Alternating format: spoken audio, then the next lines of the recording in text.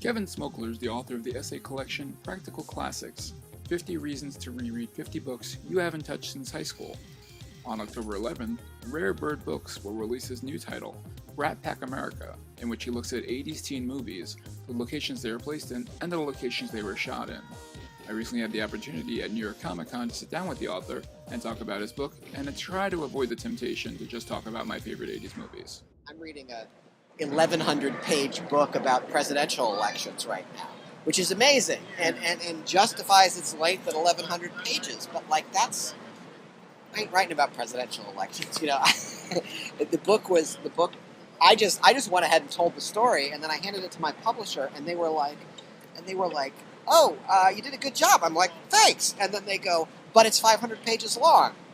And there was a long pause, and I just sort of, this isn't because I'm some sort of genius or anything, but I sort of filled in the pause, and I'm like, a 500-page book about 80s teen movies. I'm like, you are going to sound like a self-important blowhard who can't shut up and thinks every idea of his is gold, and it's out of proportion with the subject matter, because it's not the kind of the book. Like, I didn't write the book to talk about how smart I was.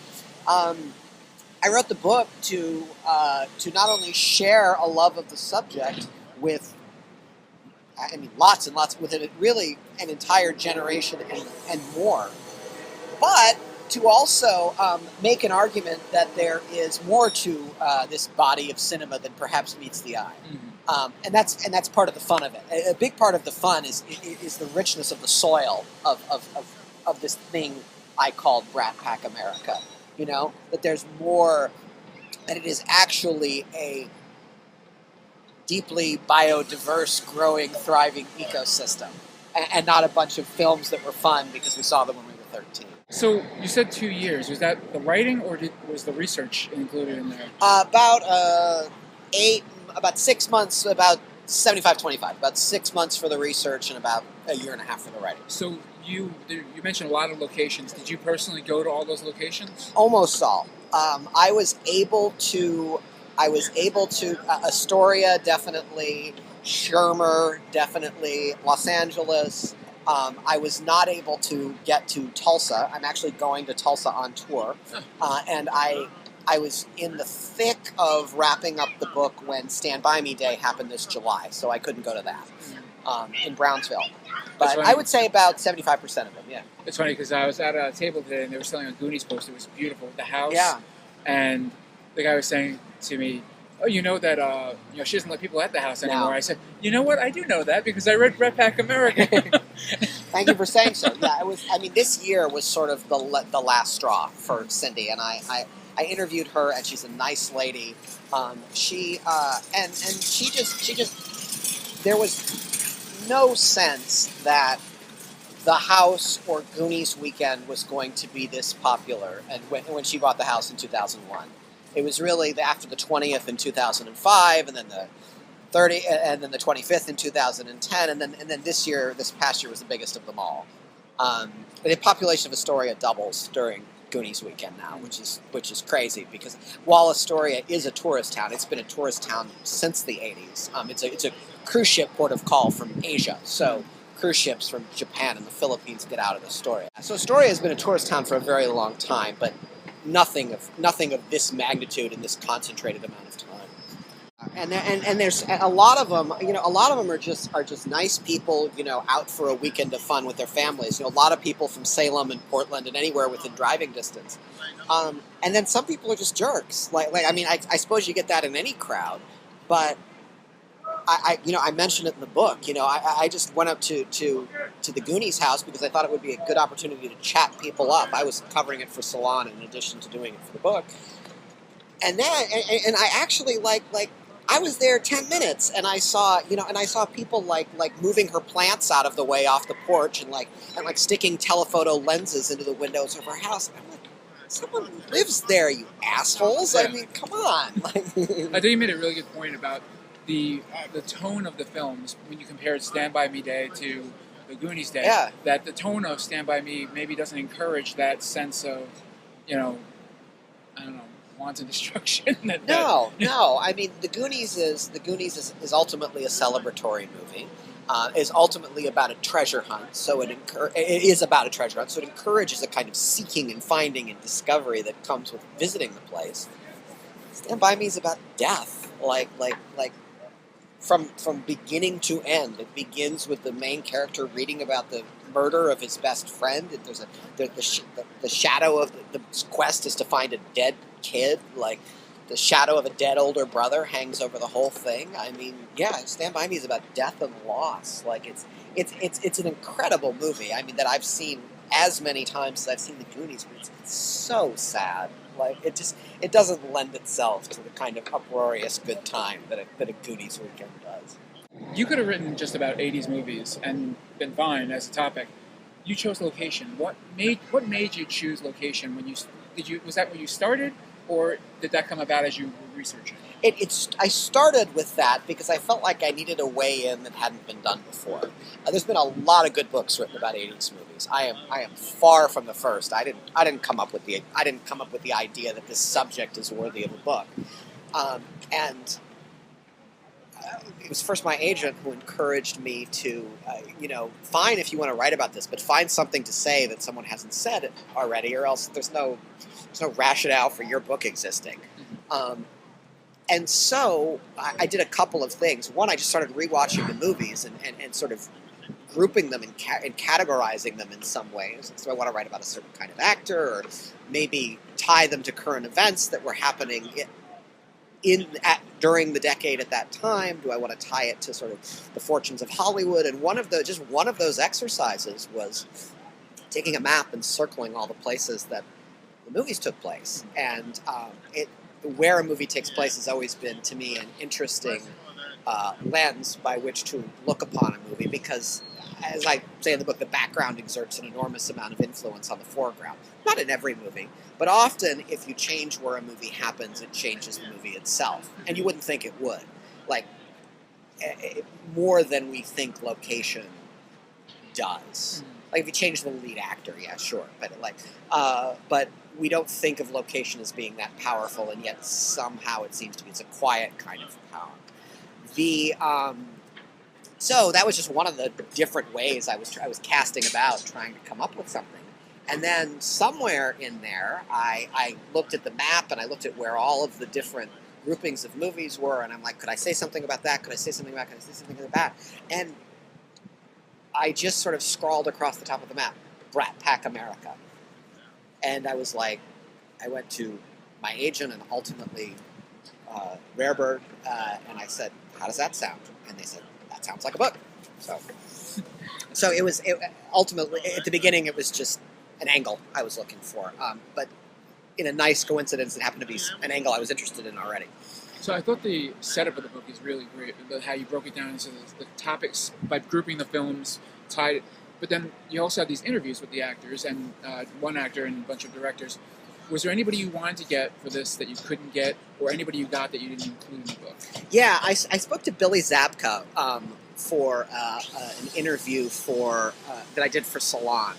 And he was great, and he had a lot of interesting things to say about the Karate Kid and playing a villain and all that kind of stuff. And I thought that would have been a nice sort of complement to the Gede Watanabe interview. The Gede Watanabe interview is very much about sort of a beloved yet controversial sidekick character. I thought it would have been really interesting to have the point of view of a villain. But that interview ended up being so much about the 30th anniversary of Karate Kid that it didn't really have any larger ramifications to the topic itself. So because I had done it for a different reason, it didn't quite fit into the book. Same thing with talking to Christopher Reed, a.k.a. Kid from Kid and Play. That was, initially, we ended up speaking just to flesh out the hip-hop movies chapter. Mm-hmm. And by the time that we considered the idea of that could be expanded into an interview, it was kind of too late. We were too far along in the publishing process at that point. I would have loved to have talked to Alan Ruck. He is harder to get a hold of than most actors. I would have. I think I talked to most of the people I wanted to talk to. given I didn't really feel the need to talk to some of the bigger names in the book because I felt like there was sort of enough written in documentation about what their experience was with these movies that I didn't think it would add anything. And I felt like I couldn't tell you why, but I felt like I had more to ask the filmmakers and Daniel Waters, the screenwriter, than I did some of the larger, more famous actors from those movies. Is that mainly because they have a bit more control over what location is involved in the movie? I don't know. I mean, that's a good thought. I hadn't considered that, but I don't know. I mean, I think because while many of the actors were young, actors typically have a larger body of work because you can make movies as an actor faster than you can make movies as a director, and because it's you in front of the camera, and you can sort of an actor's career can shapeshift faster than a director's can. A director's you can sort of, I think, and this may just be how my mind works. A director's career you can sort of more easily divide into ages and creative periods, and I felt like that gave me more to ask an actor. I like to say, like, I bought a record player about 7 years ago, and I became a vinyl person. And I like to say, like, I use vinyl as kind of music community college. I use it to just to learn about musicians I don't know anything about at a reasonable price. And my favorite kind of band or musician to discover and explore through vinyl is a band that had like 6 albums and broke up. Because then, like, I know what the catalog is. Self-contained. Yeah, it's self-contained. You decide you want to learn something about Louis Armstrong, and you'll just be all over the place, forever. I feel like a director's filmography is kind of that way. It's self-contained in a way that I could wrap my arms around it and ask good questions. It's a lot easier to ask questions about the 14 films that Martha Coolidge made than the 50 that Val Kilmer has made. Were those interviews always a part of the project, or did they come about as you were doing the research and talking to people? Came about it doing the research. They were originally just there to flesh out the chapters, and then it was Rare Bird's idea that they may make for good standalone sections of the book. Yeah, it's nice little palate cleansers when you move through the chapters. I'm glad you like it. You hit That's one cool. And then you move on to the next phase of the story. Yeah. And it saved me It got me out of this stupid pattern I was in of like ending every chapter with a like little joke about the DeLorean, and now we're going to take the DeLorean over here, and like I was able to stop doing that for a while when I had the interviews to kind of break the chapters up, as you're saying. Yeah. You also, one of the things you do besides the interviews, you also throw a lot of trivia in there, little bits of trivia. Did you know those things ahead of time, or did you learn those as you were doing these and you felt that you wanted to share those with everybody? Some I knew ahead of time. I would say 30% maybe. Like 30% were just like cocktail party conversation that I've used in the past to be like, hey, did you know that Molly Ringwald was 16 on the set of The Breakfast Club and Judd Nelson was 24? Like they were only 2 of the people in that movie in the iconic teen movie from that decade were actually teenagers. That kind of stuff was interesting to me, and I knew that ahead of time. Most of it I didn't. I really, and most of it came from a combination of researching and reading about the movies, and in a couple of cases. What is actually sort of very much coin of the realm these days, and you'd think is cheating, but it's actually deeply perceptive, is those like BuzzFeed or Mental Floss, like 15 things you didn't know about real genius kind of pieces. Like those might seem clickbaity, but they're also, in between the lines, they tell you a lot about a movie. You'll see something like 15 things you didn't know about Some Kind of Wonderful, and one of them will be like, it'll be like thing number 7, and then it'll be like, Some Kind of Wonderful was a very troubled shoot.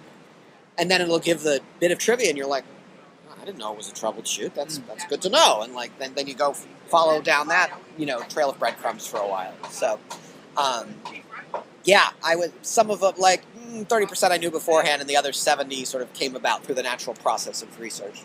So you mentioned some of the actors that you wanted to talk to, some that you did that didn't make it in the book. What about movies that you didn't use in the book? There has to be some 80s teen movies that you just or were you saving them for the sequel? No.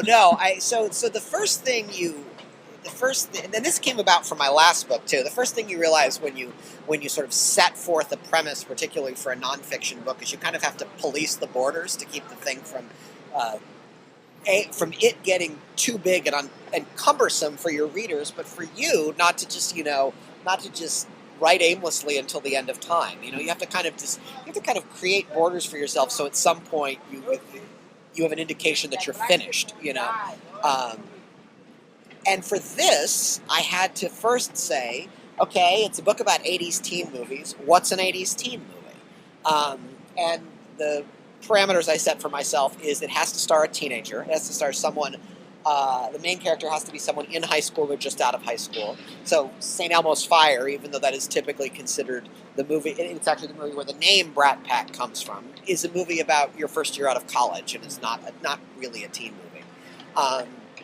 And what was the 1980s?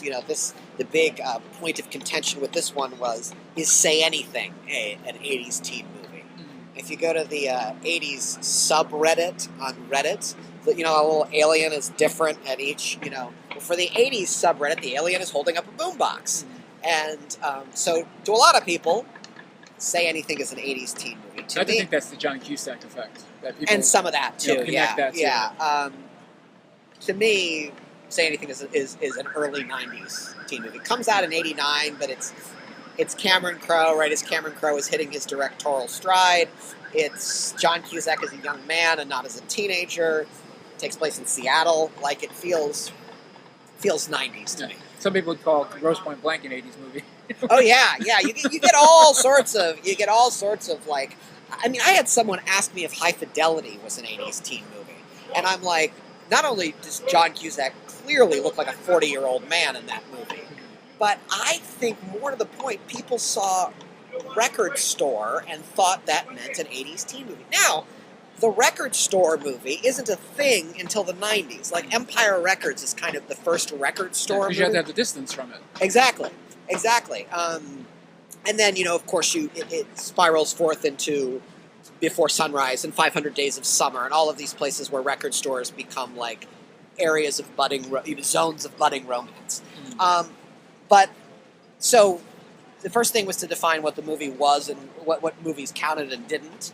And then because the first draft was 500 pages long, I had to cut 4 chapters.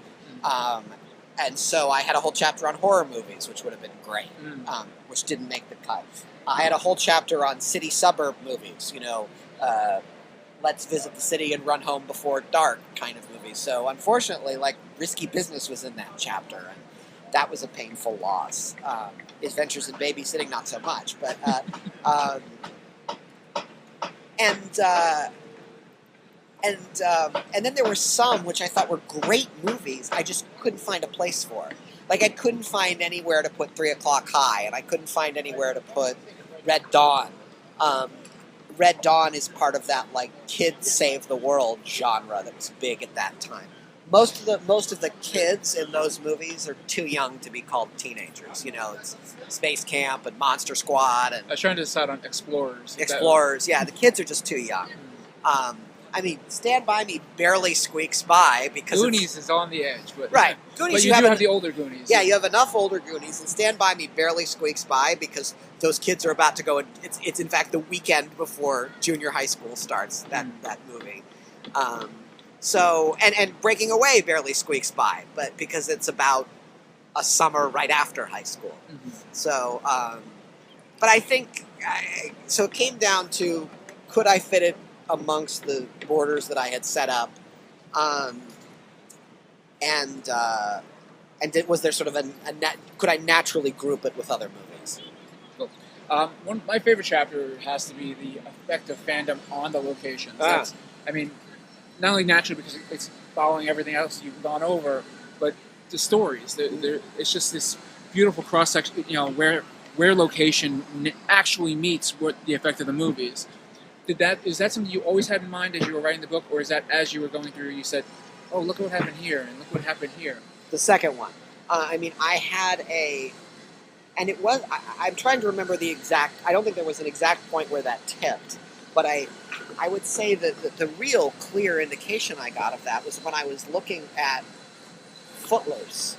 And the thing I always found fascinating about Footloose, even when I saw it back then, was like Footloose supposedly took place in downstate Illinois, but it has mountains in the background. It was filmed in Provo, Utah.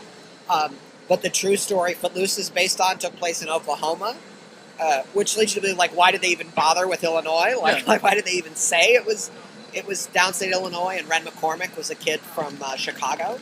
And then it gets remade. It gets remade in Georgia because Georgia threw a pile of tax incentives at them. Okay, that makes sense. But then the actor they cast in the Ren McCormick role is a Bostonian, and so they change Ren McCormick to a character from Boston. Now, Kenny Worman is an actor, doesn't need to have a Boston accent, but for some reason they felt... So, Footloose is this movie that has like 6 different locations based on what version of the movie you're talking about. And somehow, amid all of that, people from Provo and the greater Provo metro area still think of it as their movie. Like when when Footloose was remade and came out, the market where they sold more tickets per capita was Provo. And the movie had been filmed in Provo 25 years prior to that, and none of the locations exist anymore except for the flour mill. But so it wasn't like there was a bunch of people having like Footloose fan meetings at the Footloose High School or the site of where the Dancing in the Sheets dance takes place or anything like that. None of those, or the warehouse where Kevin Bacon does the angry dance. None of those places exist anymore. So I think that to me was sort of an indicator of the magnetic pull, the tractor beam that a location exerts on the fans of that movie. Astoria is in Goonies for like 15 minutes. The rest of Goonies is in caves, which were sound stages on the Warner Brothers lot. I mean, Astoria just plain isn't in that much of Goonies. And yet, which tells me you could throw a Goonies weekend in any old place. But the people want to go and see, the house. Like, Goonies, it makes a little bit more sense because Goonies is about saving homes, so the house kind of represents the house is really a stand-in for One-Eyed Willie's treasure. You know, the house is really what the treasure hunt is about. It makes a little bit more sense in Goonies, but like, it's astonishing. It's astonishing how much the relationship between the place and the fans, and how the two interact in both positive and negative ways with one another. It was fun to make those discoveries. One of the things I thought was really interesting about the research side of your book, you use audio commentaries as reference material for a lot of information, which you don't really see that often. What drove that for you to use commentaries like that? It started with, I got a lucky break in that when I was first doing research on the book, someone I knew, I don't remember who now, someone I knew emailed me and said, did you know there was a director's commentary for Ferris Bueller's Day Off? It's the only director's commentary John Hughes ever did. I just don't think it was his thing. And it was a relatively new medium back then. And I said, no, shit. And so I went ahead and listened to it, and I learned a lot about the filming of Ferris Bueller's Day Off, which, especially in that the Hughes family didn't live in Chicago when they made that movie, and so there's a great deal of homesickness in the shots that glorify Chicago in that movie.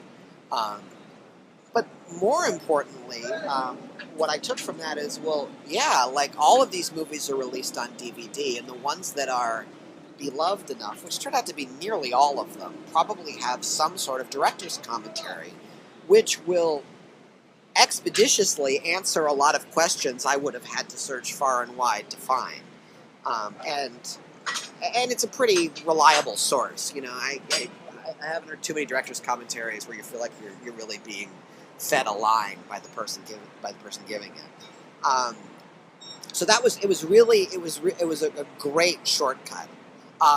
It wasn't, sometimes it was time consuming when I wasn't familiar with the movie and then I had to watch it and watch it again with the director's commentary. Most of the time I knew the movie well enough already that I didn't have to, do 2 laps instead of 1. One of the really interesting ideas you put in the book is that in our more connected world, location means less to the younger generation that grew up online, essentially. Yeah. But then you also point out that this younger generation has embraced vinyl. Yeah. Do you think they could turn it around and have that almost ironic connection to locations that they have to now vinyl? Maybe. Like, I think some of it is ironic. I think there is a certain population of younger people who like vinyl because it's retro and cool. Like, vinyl is like owning a lava lamp or something like that. And then there's another population, I think, that grew up on collectibles, and they see vinyl as like an object you can categorize and that has a physical presence. And those people come from a collector's culture. I think young people are interested in vinyl for a lot of reasons. Retro cool is one of them. I think you see it somewhat with location. Like, I talked to the guys who own Barcade, and they said they get a lot of 21st birthdays celebrated at Barcade. Now, some of that is the retro cool of video games, and some of that is the sort of moment that the first generation of video games are having with movies like Wreck-It Ralph and Pixels and stuff like that. Some of it is just like video games are like karaoke or darts. Like, it's a game. It's an activity you can do in public with one another. And I think that urge is as old as time itself. Like I think, yeah, I certainly think there are people who think they're getting that itch scratched when they all jack in together and play video games using a headset.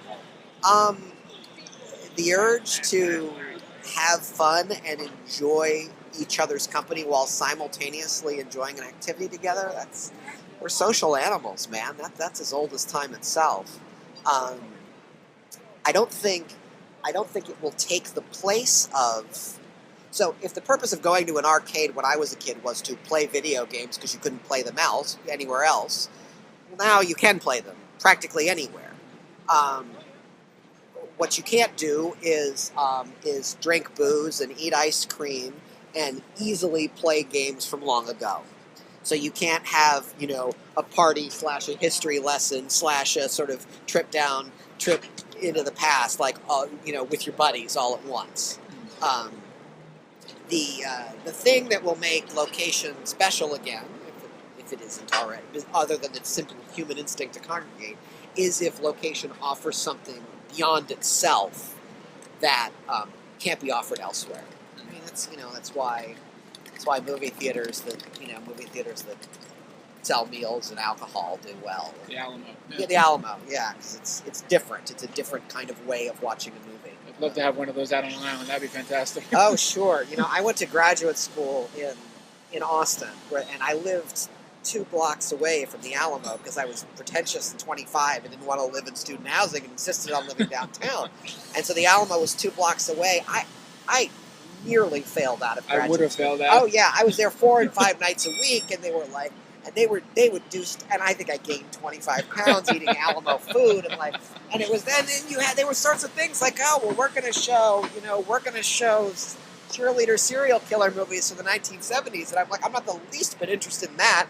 But I'm certainly interested in having a hamburger and soft serve ice cream while watching, mutant killer cheerleaders at 11:30 on a Wednesday. Like, God, I did a lot of that. I mean, I was a lot of self-destructive mid-20s behavior. But they just opened it up at Alamo in San Francisco, and I try and go a couple times a month at least. So you wrote about books. Now you've written about movies. You mentioned vinyl. And is that your next book? I don't know what my next book is because, believe me, that in the middle of touring and promoting, the temptation to think about what's next is really there, is really present and really dangerous because oh, you feel motivated and alive and creative, and you're like I need something to throw that energy into. And the truth is, like, you need to, as you know, as much as writers and artists don't like to hear this, you do need to give the thing you created its fair chance in the marketplace of ideas, and no one's going to do that if you don't. Like, I mean, yeah, if you're J.K. Rowling, someone's going to help make that happen, but no one's really.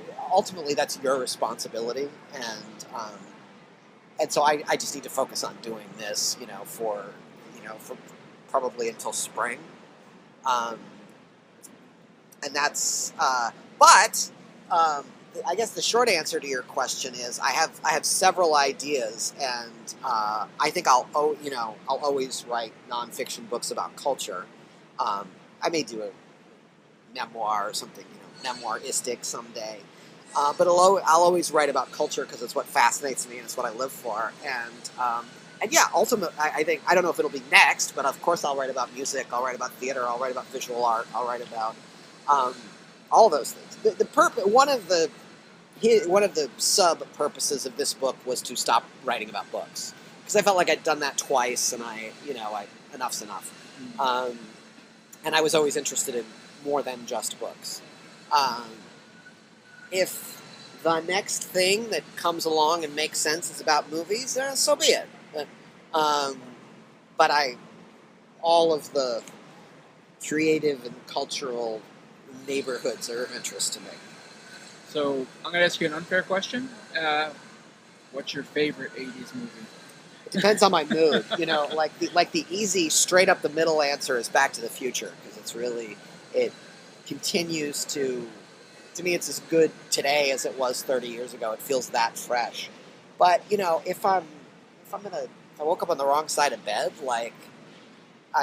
that day, it's going to be something darker, like Over the Edge or Heathers. If I feel like I got my dancing shoes on, it's going to be House Party. If I feel like, in terms of sheer audacity for people who didn't know shit and just went ahead and made a movie, and it turned out to be great. I mean, you're talking about in that case, you're talking about Wild Style or Over the Edge, or those are all movies that were really just people who knew, or Better Off Dead. Those are really just movies made by super young, inexperienced people that turned out to be magnificent. Depends on my mood. Back to the Future is the easy answer, but the great thing about doing this book was, of the 40 to 45 movies that are in it, 90% of them hold up. If you don't, but really, most of them hold up pretty nicely, which is an astonishing rate of return for movies of one type from one period in history. Thank you so much. Oh, my pleasure. This was great.